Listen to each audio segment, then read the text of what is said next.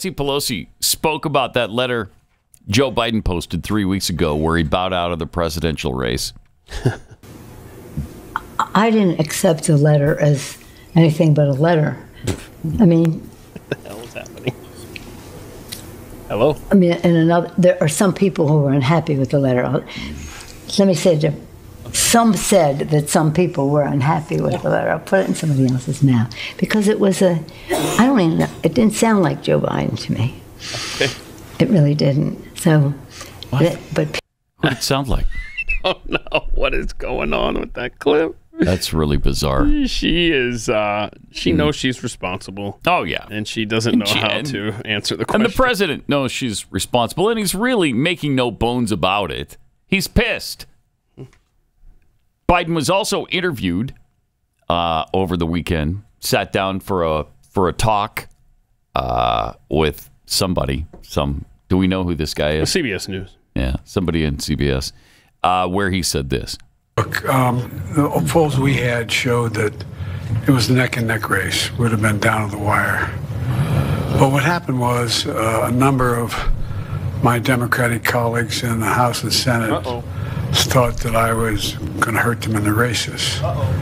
And I was concerned if I stayed in the race, that would be the topic. You'd be interviewing me about why did Nancy Pelosi say, why did someone... And I thought it'd be a real distraction.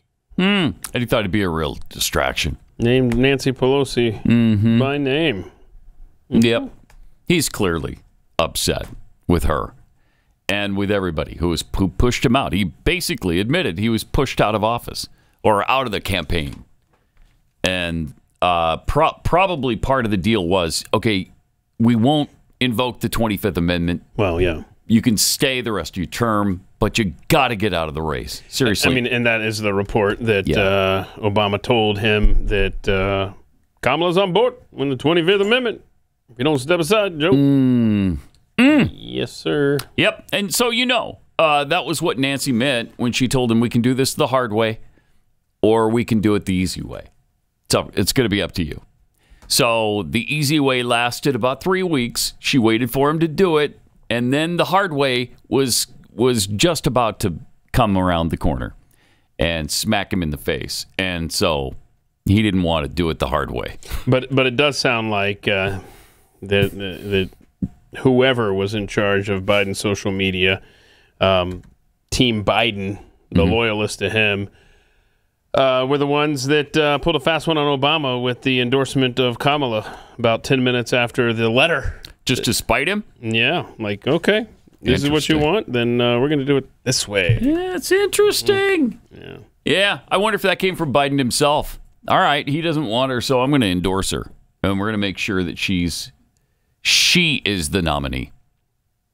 I bet that's what happened. Interesting.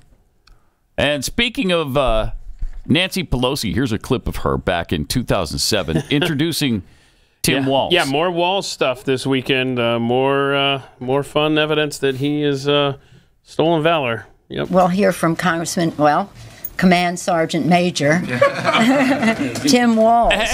And I was so moved by some of what Tim has said in this.